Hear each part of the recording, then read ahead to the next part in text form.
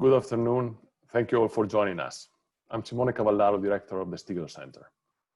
Today we are happy to host Steve Tsang and Luigi Zingales for the first webinar in our new series, Freedom of Speech, Hong Kong and the Future of U.S. China Relations.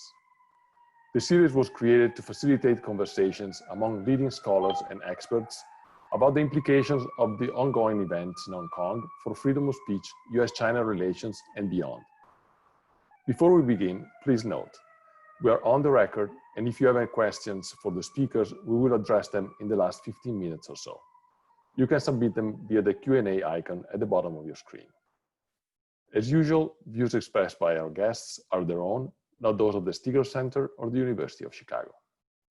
We hope that you will join us for more upcoming webinars on the Hong Kong topics and others. So please check our website and our publication, promarket.org. We are also excited to announce that our Capitalism podcast, co-hosted by Luigi, will be released next week with a new format and a new co-host, investigative journalist and author Bethany McLean, who is well known for her work on the Enron scandal, among others. If you haven't subscribed yet, please do so on the Apple Podcast app, Spotify, or wherever you listen to your podcasts. Back to this afternoon. Please allow me to briefly introduce our speakers. Steve Tsang is the director of the University of London SOAS China Institute. His research interests focus on 20th century Chinese history, Chinese foreign policy, China's peaceful rise strategy, and more. He is also a frequent commentator for the BBC. Luigi Zingales is the faculty director of the Stigler Center. And now, without further ado, I turn it over to our speakers. So thank you, Simone. Is very excited to be here and discuss this very important topic with Steve. So let me start from a simple but important question. Steve, you are a scholar not only of Chinese history in general, but particularly about the history of Hong Kong. And so we're all struggling to understand this new security law in the context of the history of Hong Kong. And some people claim this is the end of the one country, two system organization. Others say that is much ado about nothing. Can you sort of tell us what is your view, especially in light of the history of how we arrived here? Okay, well, thank you very much, Luigi, for your question and for your kind introduction, Simona, earlier. I'm delighted to have this opportunity to address you, and I hope that you will feel very free to raise questions or comments on what I have to say. What I say do not represent the views of SOAS or the University of London. They are entirely my own views. How do we get to where we are, and does it really matter? Now, Hong Kong was a British colony with about 90% of its territory, called the New Territories, that was leased from by the Chinese to the British for 99 years. And therefore, there was a need for the United Kingdom to decide whether British jurisdiction over Hong Kong could continue in 1997. And that's why in the 1980s, the United Kingdom negotiated with the Chinese government for a future of Hong Kong. And they reached an agreement, an international treaty called the Sino-British Joint Declaration of 1984, in which the Chinese government promised that Hong Kong would be allowed to keep its system and way of life essentially unchanged for 50 years after 1997, with the understanding that the United Kingdom will return Hong Kong to China in 1997. And for this, the Chinese encapsulated the arrangement under the slogan, one country, two systems. And this is where we have for Hong Kong at the end of 1997, the beginning of PRC sovereignty over Hong Kong. The reality is that this so-called one country, two system models have always been open to different interpretations. from the perspective of people in Hong Kong, UK, US, or elsewhere outside of China, there's a general understanding that the Chinese government had made a clear commitment that Hong Kong's way of life, a way of life that was not democratic because Hong Kong was a crown colony and therefore it did not have a full democratic system, but it had all the rights and freedoms that people in a normal democracy would enjoy, including an independent judiciary. And all these are meant to be protected until 2047, 50 years after 1997. Now, the Chinese government under the Communist Party have always had a slightly different understanding of that. I think from their perspective, there's always an unspoken expectation that before 2047, sometime before 2047, Hong Kong would be made to be like the rest of China, because Hong Kong will have to be integrated fully back into the PRC by 2047. And the idea that China would change and become more like Hong Kong was unrealistic. It would have to be that Hong Kong would have to change to be more like what China would be like by 2047. So at some stage in this transitional period of 50 years, things will change in Hong Kong. The real issue is, when will that change need to happen? We are now only about 22, 23 years into the handover from Hong Kong, from UK to China. So there's no need for that to happen.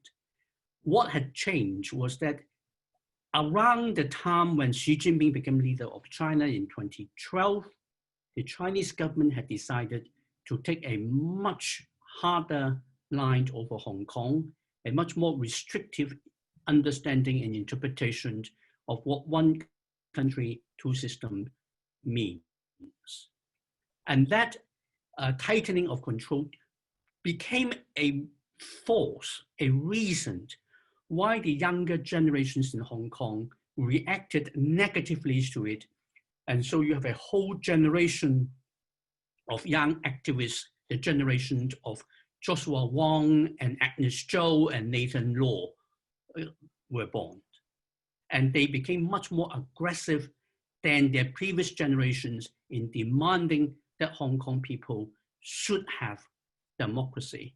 Because from their perspective, if Hong Kong does not have proper democracy, Hong Kong cannot protect its way of life and its system. Then we get into a kind of vicious circle, and by 2019, last year, the Chinese government decided that they wanted to introduce a law in Hong Kong that will enable the Chinese government to extradite any corrupt Chinese officials back to China. Now, I don't think that law had anything more sinister than what it actually said on the tin. But the government in Hong Kong, under Carrie Lam, Chief Executive Carrie Lam, decided to make sure that that law would be implemented fully and to everybody before the law was actually even introduced. Now that created enormous fear among people in Hong Kong that they might be taken into China to face the Chinese jurisdiction for something that the Chinese government may want to get them for. And so you had a massive and sustained movement of protests in the second half of 2019, and that caused even more concern in the Chinese government, and in particular in Xi Jinping, who then decided that China must do something to fix it and to make sure 2019 cannot repeat in Hong Kong. And therefore it introduced a national security law. What is important about the national security law is that under Hong Kong's post-1997 constitution called the Hong Kong Basic Law, there is a provision there under Article 23 that Hong Kong would be required and expected to introduce some kind of a national security legislation. That didn't happen. The last time the government in Hong Kong and China attempts to do that in 2003. It provoked a massive public protest, and the government withdrew that bill, and it was left there. So when the Chinese government decided in late autumn last year to do something about it, they decided they're not going to go through the basic laws provisions of Article 23 and get Hong Kong to introduce the law itself. They will simply enact the law and impose it onto Hong Kong. Now, this is really, really important, because if the same substance of the law, of a national security law, were being introduced under Article 23, whether people in Hong Kong like it or not, that is entirely legal and in accordance with the law in Hong Kong, the basic law. By the Chinese National People's Congress Standing Committee legislating on behalf of Hong Kong without any consultation in Hong Kong, without allowing anybody in Hong Kong, including the chief executive, to know the details of that piece of legislation until a couple of hours before it was promulgated and therefore enforceable. It created a very clear sense in Hong Kong that they were being completely bypassed, that the basic law is not being respected any longer. And this, I think, is the single most important thing about the national security law. Beyond the actual substance of the law, which are also very objectionable because they are extremely draconian, and the law also provides for the creation of a separate and parallel judicial system to try cases that can come up under this national security law. And the law also introduced an extraterritorial element to it. So we get into a situation where we are today that, first of all, practically all the actions that were being taken in the second half of last year by Hong Kong protesters have been outlawed. They can't do that any longer. And secondly, if at this seminar, for example, with you in Chicago and I in the United Kingdom talking about Hong Kong, and if we are advocating that Hong Kong should ignore the national security law, or we advocate that Hong Kong should have the right to become independent, then we would, under this law, have broken the law. The jurisdiction applies globally, and not only to Hong Kong or Chinese citizens, but to anyone, anywhere in the world. Now, that makes an enormous difference to where things are in Hong Kong. I'll probably stop here and then address some of the more specific issues that you would like to raise, Luigi. So just to make sure that I get this point right. So if I were to say now that I advocate for Hong Kong independence and then I travel to China, I can be arrested. If you are not putting it as a question like this, but you simply say, yes, I advocate independence of Hong Kong, then you will have broken the law. Yes. And so I can be arrested just stopping by. So I travel to, let's say, Russia, going through Beijing at the airport. They stop me, they arrest me, and they put in jail. They can do that. Yeah. I mean, I don't expect them to do so. We have not seen that happening so far, but technically the law allowed that to happen. And in your case, if you were going to be traveling to Russia, you might even potentially be extraditable from Russia to China. It would not probably happen if you travel to a European Union country. Wow. So, but certainly if I travel to some East Asian country that are in good terms with China, and be easily extradited and arrested. Technically, under the law, it can happen. But as I say, I don't expect that to happen. I don't think that is the intention of the Chinese government to apply it in the extreme cases. But they have through this law, given themselves that legal capacity to do so. And that makes it very, very different from the Hong Kong judicial system, which is very much of a British common law system.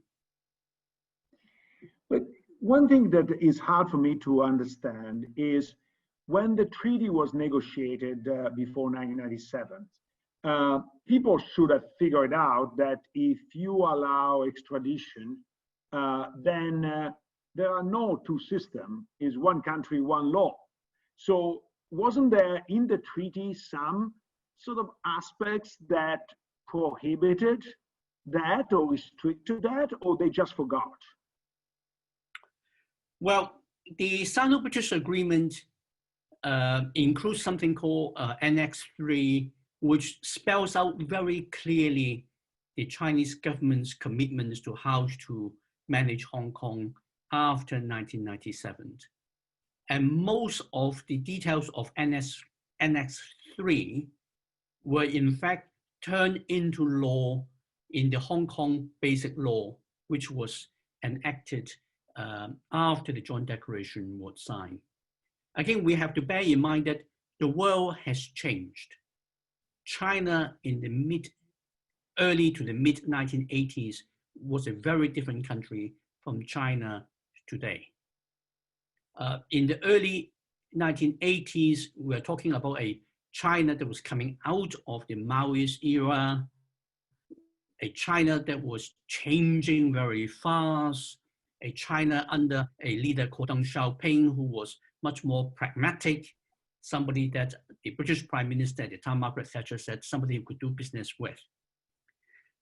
And it was also under the leadership of Hu Yaobang and Zhao Ziyang as Party General Secretary and Premier of China, two of the most, in relative terms, liberal-minded leaders of the Chinese Communist Party ever. So we're looking at a time when the rest of the world, including the United Kingdom, had a reason to believe that the Chinese government was moving in the right direction towards progressive reforms, towards more of democratic changes. Because the 1980s was also a period when the Communist Party itself talked about the separation of the party from the state. Now, all this ended by 1989 after the Beijing or Tiananmen massacre, but by which time the agreement had already been signed. And that agreement, as I say, was registered at the United Nations as an international treaty, and therefore there was reasonable ground for the United Kingdom governments to believe that it would be binding on the Chinese government, and hope that in the next 60 years or so, China would have changed enough for the issue not to become a real one. Now, in retrospect, that was clearly a mistake.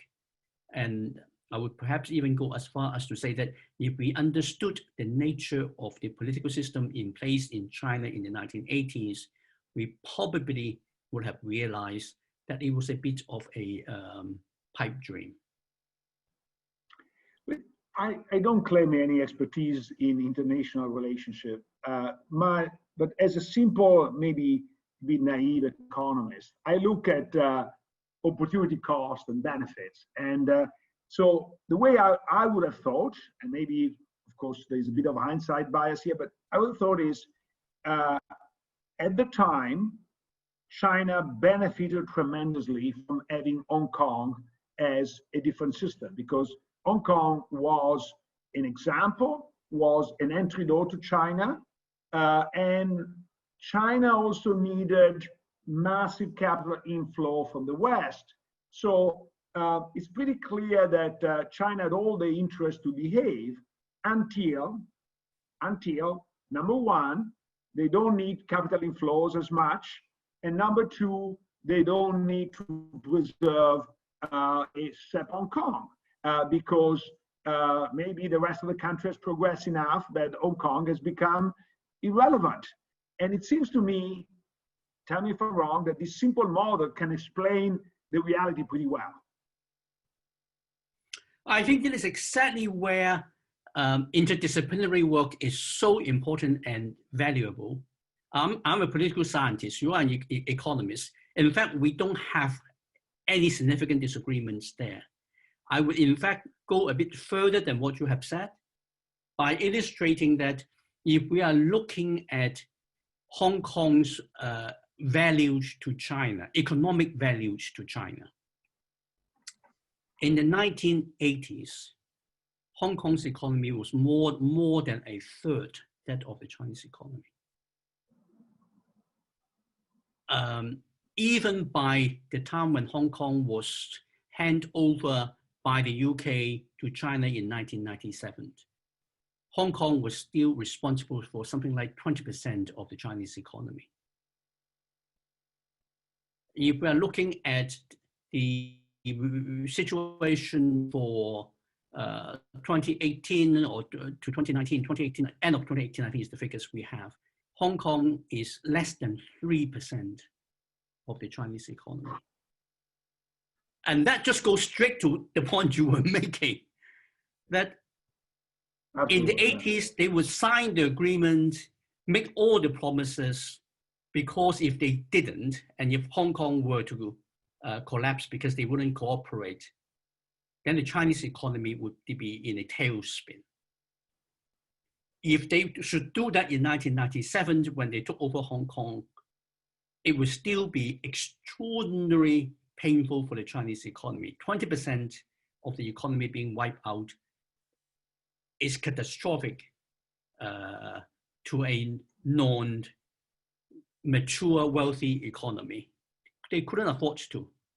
But now, particularly having lived through the 2015 Shanghai stock market collapse, it's not difficult for the Chinese officials to calculate that in the worst case scenario, if Hong Kong were wiped off the earth tomorrow, we lost 3% of the economy.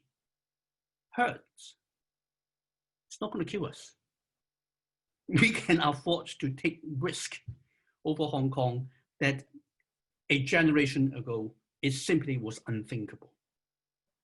Now then you also have a change in the politics, which is that Xi Jinping is a very different kind of leader from his predecessors. His two immediate predecessors, Hu Jintao and Jiang Zemin, they essentially followed the Deng Xiaoping policy, both domestically of crossing the river by feeling for rocks beneath, and internationally by hiding China's capabilities and biting for time. Xi Jinping has jettisoned them both. Xi Jinping has taken the view that, yes, Deng Xiaoping wants us to hide our capabilities and bite for our time, but that is for a moment. And to him, the moment is nigh. That China is now rich and powerful enough that China is not a supplicant in the world.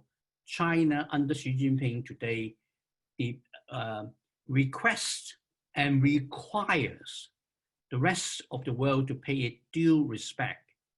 So it is not going to take any criticism about how it manages Hong Kong. And therefore, we have seen this new approach being taken, which was not necessary. Because again, remember what I explained, in 2003, the Chinese government did try to get Hong Kong to pass a national security law. And when people in Hong Kong pushed back, they pulled back. They could pull back. They had done it before. It can be done. There's nothing inherent in the relationship between Hong Kong and China that you cannot have give and take. But the time has changed. The new administration in China does not do compromise with people in Hong Kong. It will just do as it pleases.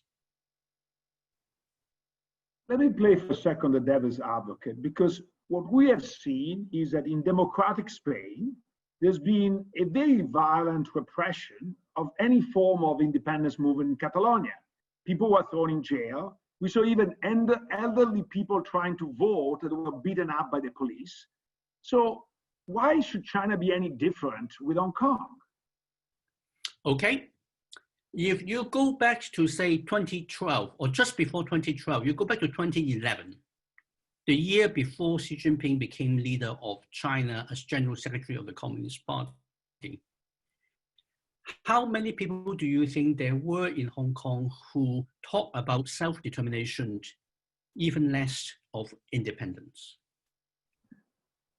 There were a few individuals. You can probably count them with fingers on your hands.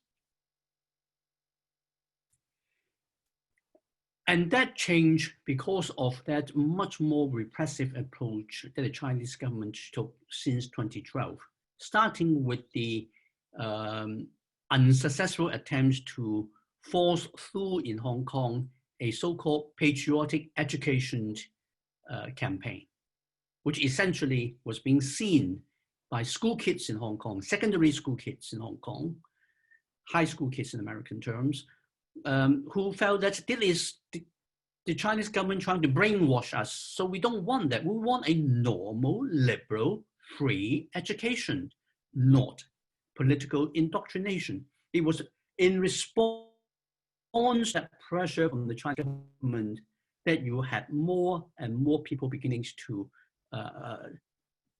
open their minds to the idea of self-determination. And of course, the Communist Party of China makes no distinction between the idea of self-determination, which can go for any direction. It can mean we choose to be part of China, to independence. And then you have more and more people say, okay, there is no point to make that distinction. We may just as well talk about independence. And even today, with all the water under the bridge, we are talking about no more than about 20% of people in Hong Kong who would think that something like this as an option should be explored. There isn't actually a Hong Kong independence movement. It doesn't exist.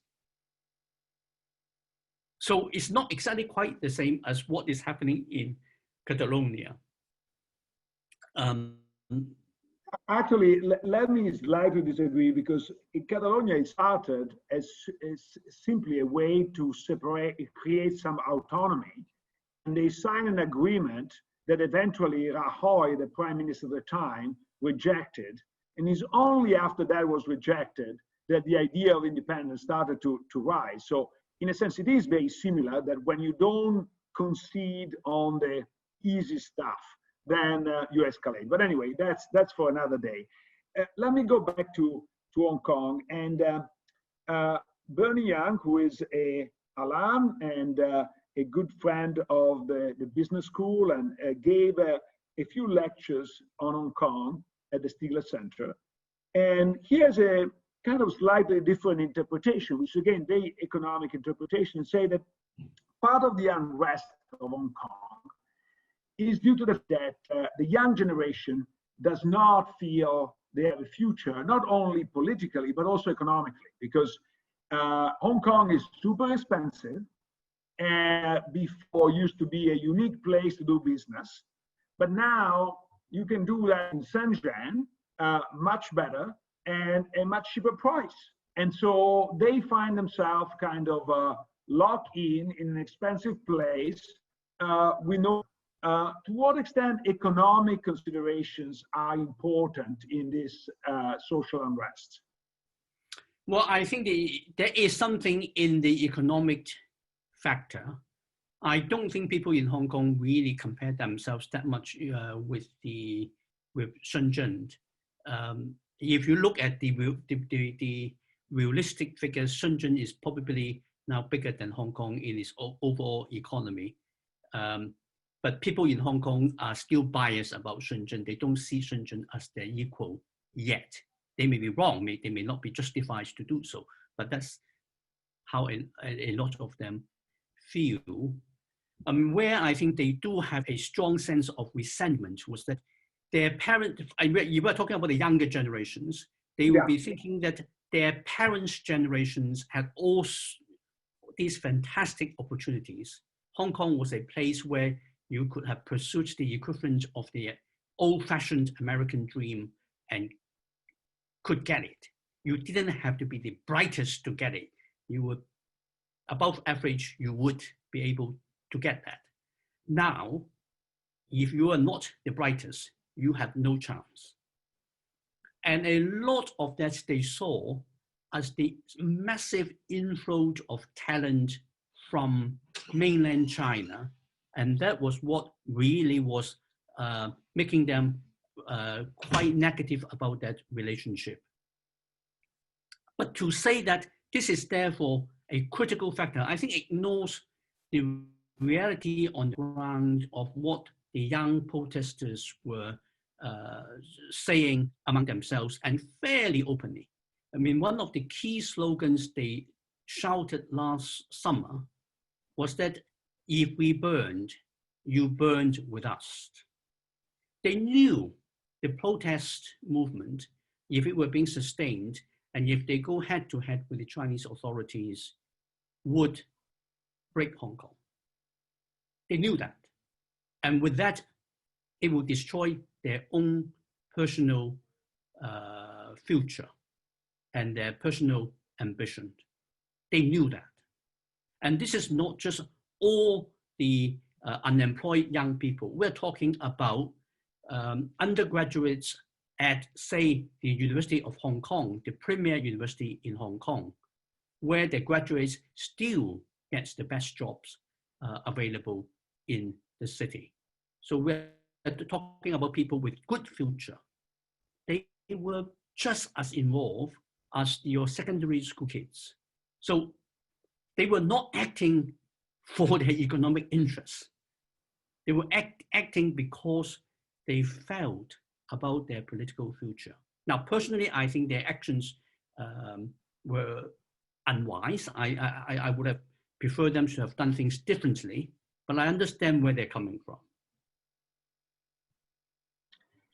Now, one of the things that we all admire of the Hong Kong demonstrations were that they were massive and very orderly and very pacific, especially if you compare that not only with what happened in America, but also what happened in a lot of other countries, including Chile, where, for example, Santiago was looted and so on and so forth. Can you explain why there was such a discipline among protesters? How can we explain the Hong Kong uniqueness in that respect? Okay. Strange as it will sound and totally counterintuitive, this had to do with the tail end of British colonial rule in Hong Kong. Now, don't get me wrong. I'm not saying that British colonial rule in Hong Kong were always good. It wasn't. In its earlier years, it had many very nasty sides to British colonial rule in Hong Kong, including some versions of apartheid in Hong Kong. But in the last 30 years or so of British rule in Hong Kong, it was a very, very unusual place. It was a crown colony, an authoritarian political system in which the colonial governor, appointed by Her Majesty the Queen in London, and regularly enjoyed far greater approval rating than any elected president or prime minister anywhere in Europe or North America in the 80s into the 90s. And that happens because the colonial administration realized that in a world that was anti-colonial, in a place like Hong Kong, where the Chinese government could ask for and secure Hong Kong easily, that there was no realistic way how the British military could defend Hong Kong against a determined Chinese government trying to take over Hong Kong. The only way that they could stay on until 1997 was to be a government that is very responsive and responsible without the formal accountability mechanism to the people of Hong Kong. And the police was trained to do that. And from the 1980s onward, the police in Hong Kong, the Royal Hong Kong Police Force, as it was still called, developed an extraordinary ethos and anti-riot control mechanism.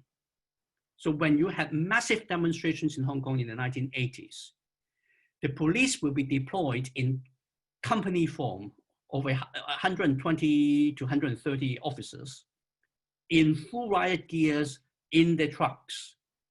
They will then go out to the locations. They will leave all the riot gears in the trucks. They will go out in soft hats, armed with bottled waters and medical kits. They'll go around and talk to people protesting and demonstrating and say, "This is very hot if it happens in the summer. Does anybody need any help? Would you mind terribly much if you all stick to this side of the road so that other road users can still use the road? We'll just make sure that everybody will not get hurt." That was the way how they policed it. That was not even the way how London was policed in the 1980s. And because they developed that, people in Hong Kong also developed that sense of ethos and rapport with the police. They expect the police to be on their side. And that's why in 2019, and indeed also happened in 2014 with the Occupy movement protests in Hong Kong, when the Hong Kong police used tear gas and pepper spray against demonstrators, it was being seen locally as excessive and indefensible use of force, something that we would not consider if it happens in an American city or in a European city. Now, all those went out of the windows in the summer of 2019. Now the police, instead of being a trusted institution in Hong Kong, is a hated and despised institution. And that's how much things have changed in the last 16 months or so. That's too bad. We should have hired all the policemen that were fired in Hong Kong and hired in the United States to teach to the police in the United States how to behave. I think that would be a net improvement of the situation given where we are.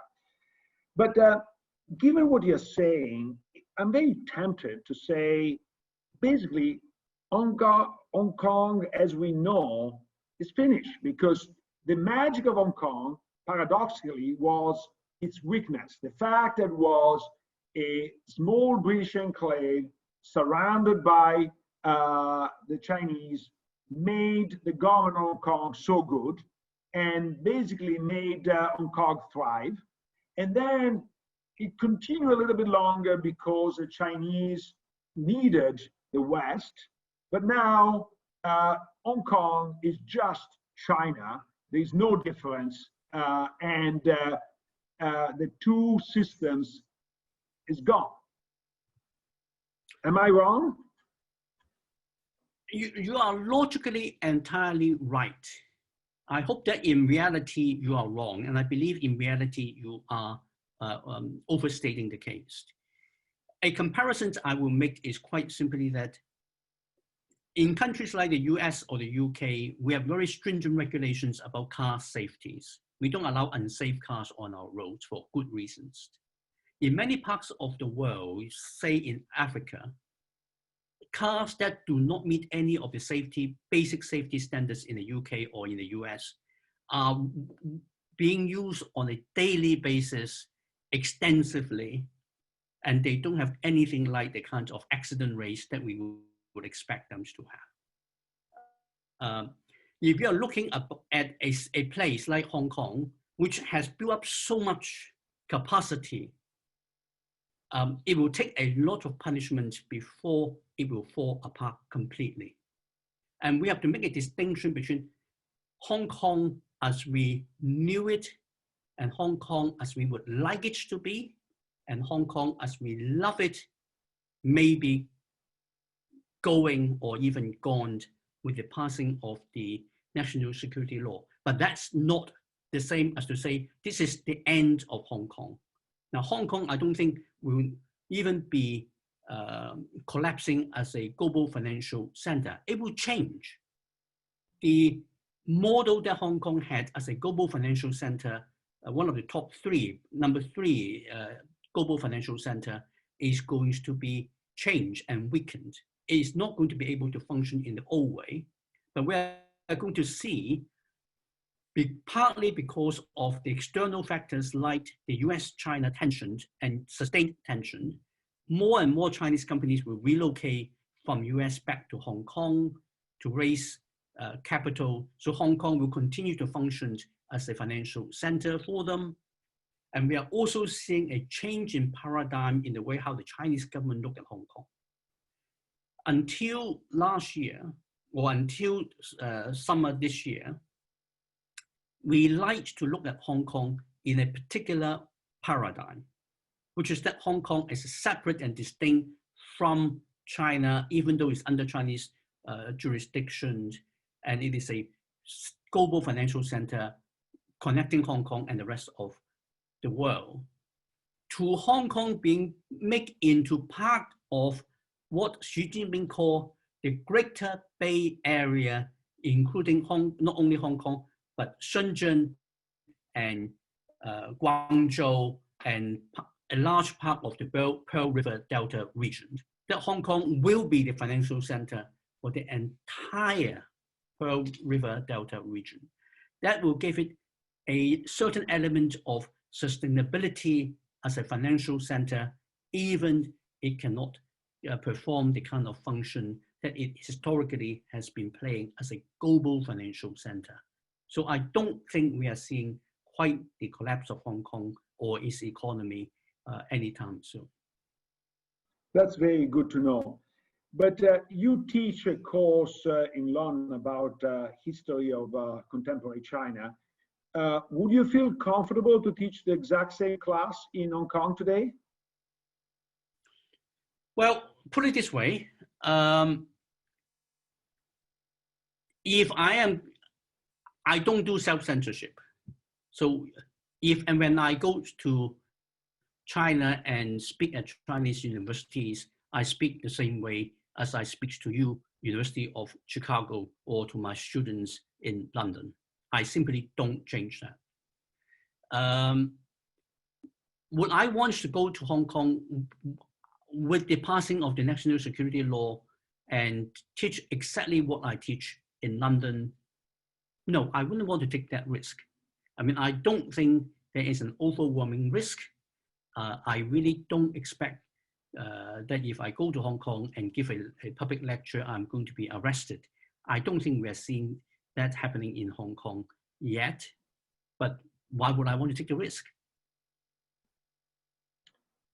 Pretty soon I want to open up, and there are a lot of questions, and please field questions because I will read from your question, but I want to ask you my last question, which is moving a bit away from Hong Kong and to the bigger picture of China and China-US relationship.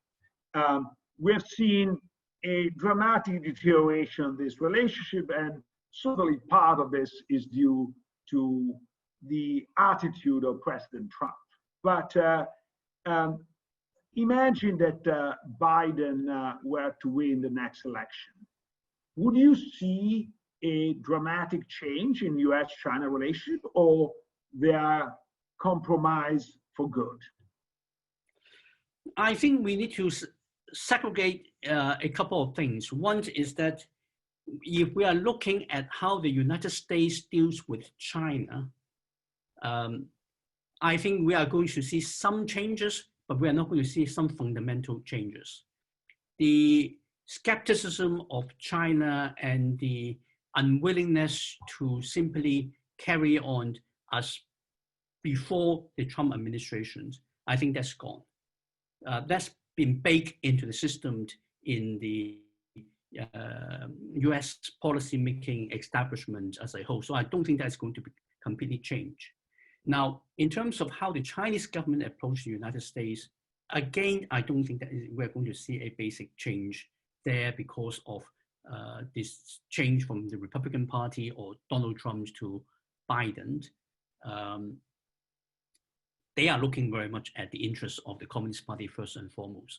Where I do see real change is that a Biden administration will take a very different approach to America's allies and engaging with America's allies in dealing with China. We are living in a world where the United States is not the only country that is becoming uncomfortable with the new assertiveness of the Chinese government.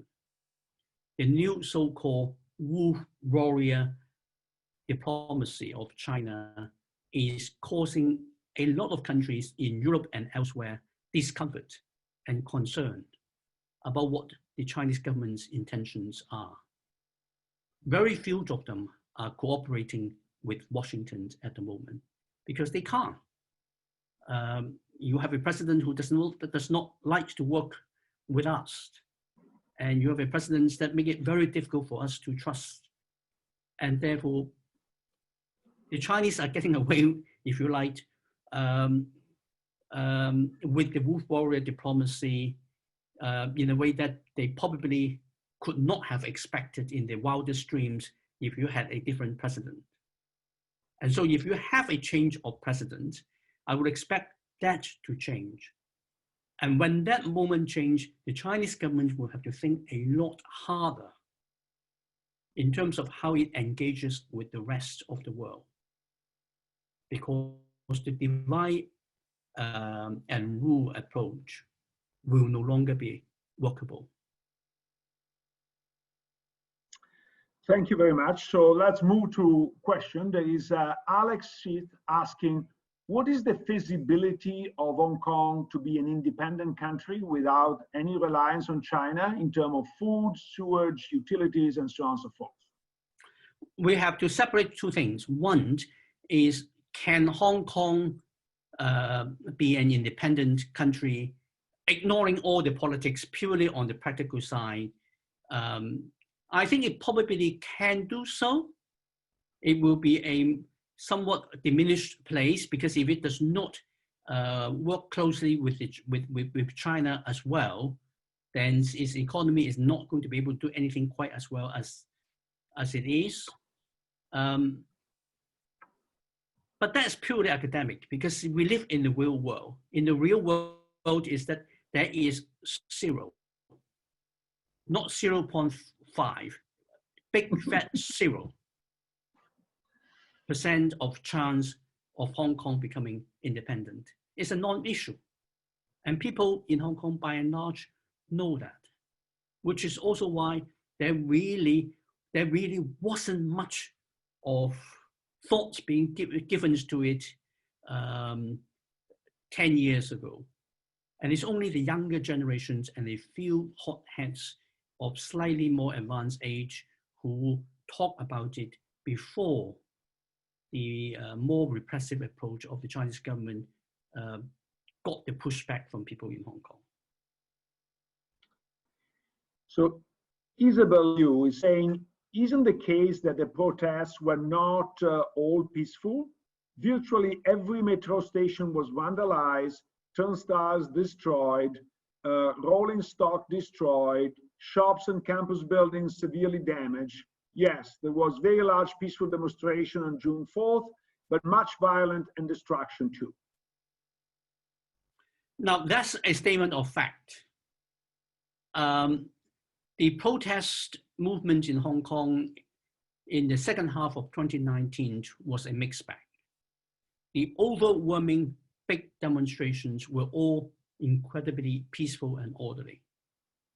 And there were then mixed into it specific and localized use of violence by a more radical groups of protesters amongst the protest movement.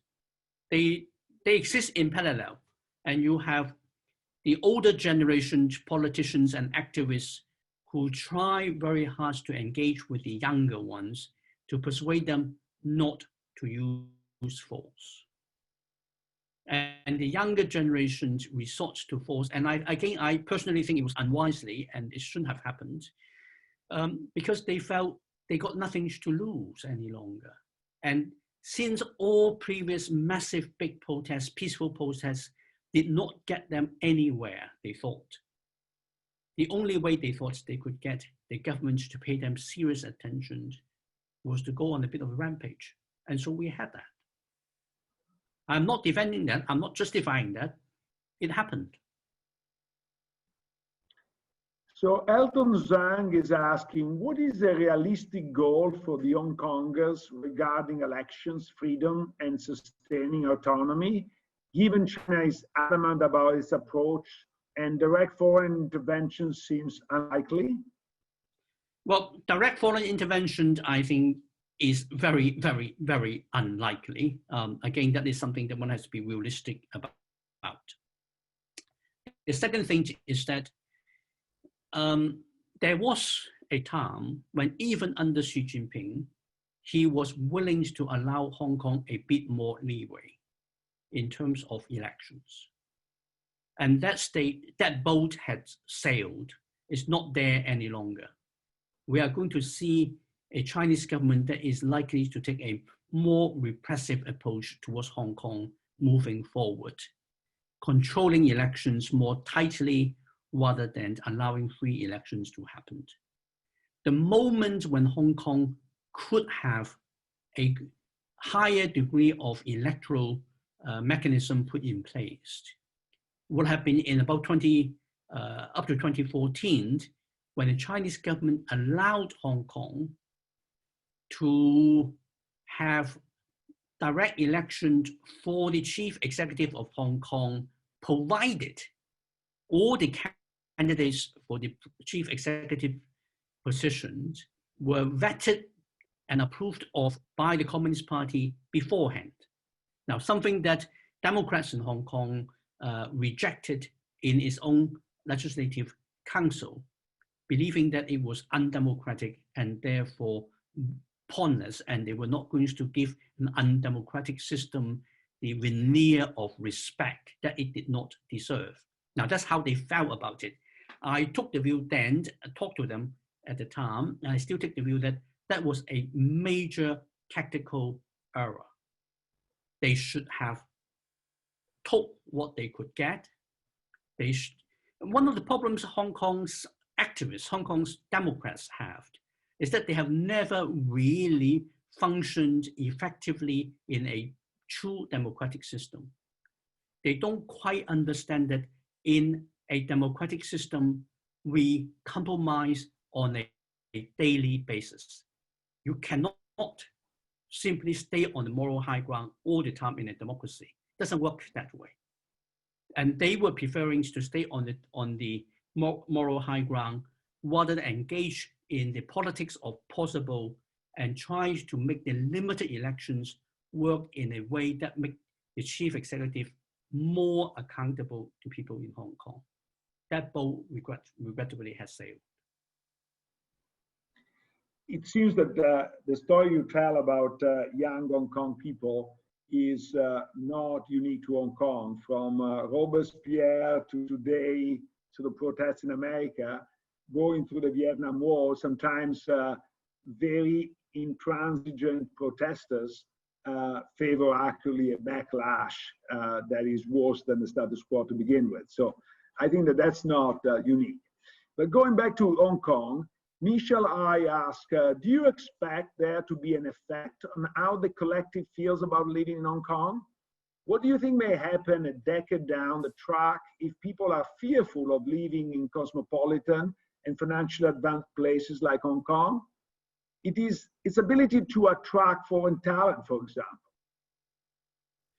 Well, the national security law, I think, is going to make a lot of talents much more reluctant to relocate to Hong Kong. It's probably going to cause an outflow of talent from Hong Kong. I think in answer to one of your earlier questions, Luigi, when you asked me would I give the same lecture I give in London in Hong Kong, and I told you that I wouldn't go and take the risk. I don't think I would be the only person doing that. Hong Kong is someplace I loved, that I used to visit very regularly and was very happy to go and give talks and lectures. I have no plans to do so anytime soon, even without COVID restrictions. And I think this is a reality we will have to face. But again, from the Chinese government's perspective, I don't think they're too worried about it. I mean, push it into an extreme, and I don't think it is realistic, but for argument's sake, it's a completely extreme case. From the Chinese government's perspective, what can be the worst scenario of this outflow of talent? What are you talking about? Half of Hong Kong's people being extraordinarily talented, which would be a bit of exaggeration. Even in that scenario, you're talking about what? 3.5 million people leaving Hong Kong.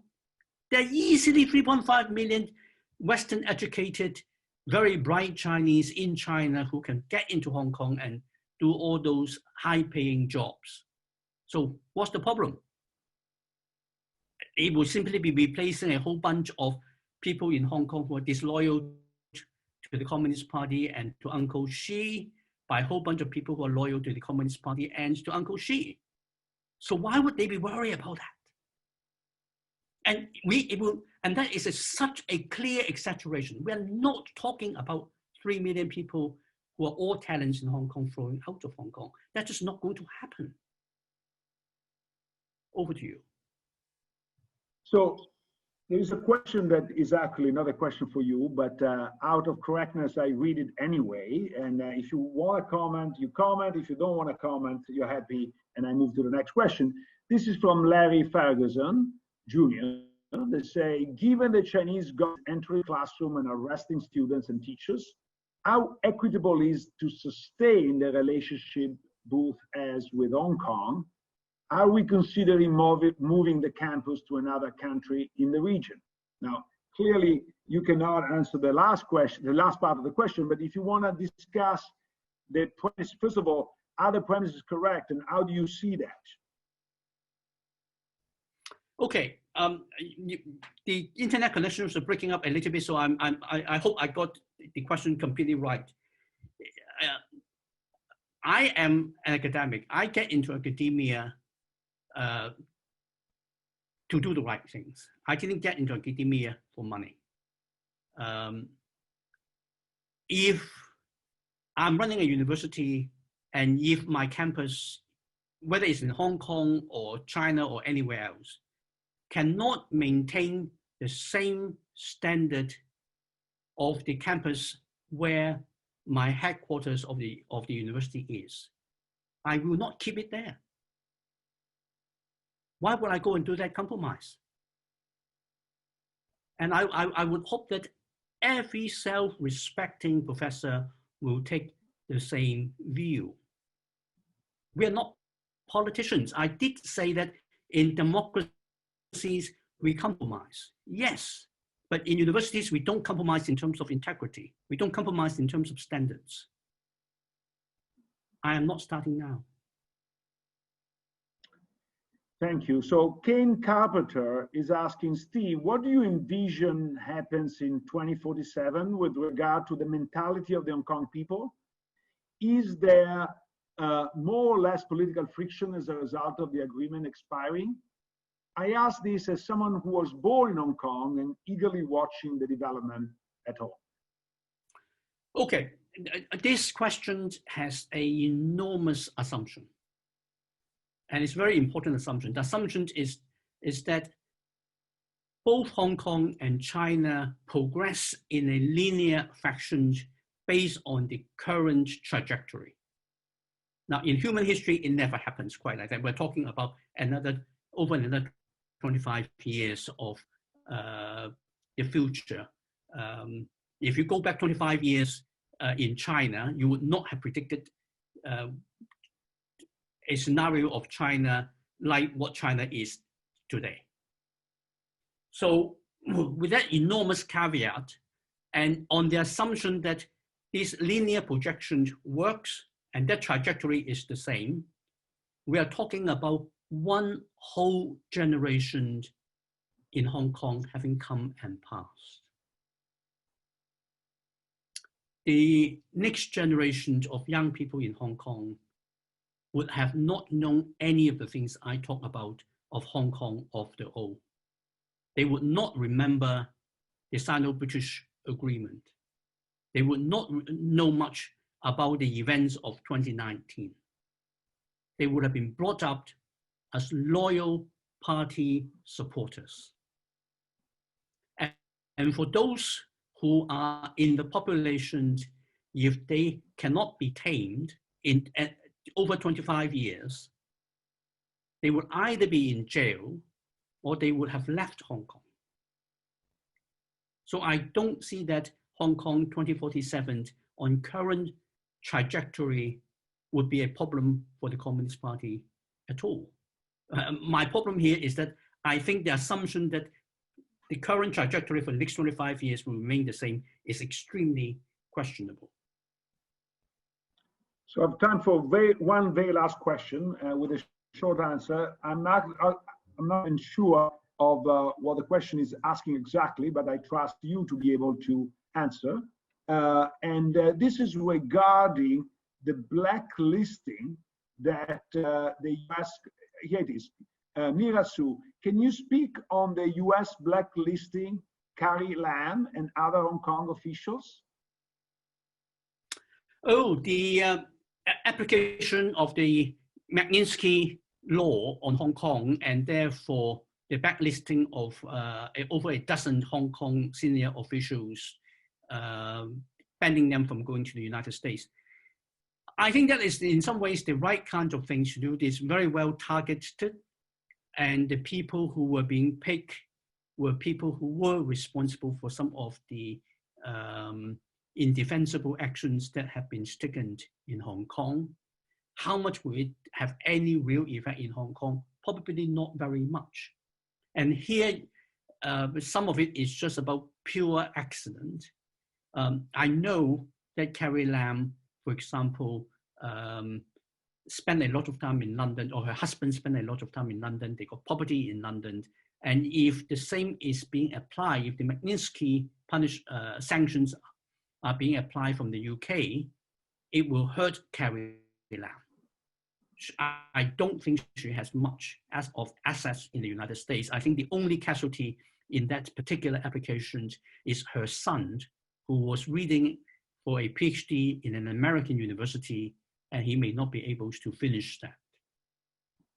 Will that be enough to get Carrie Lam to change her policy on Hong Kong?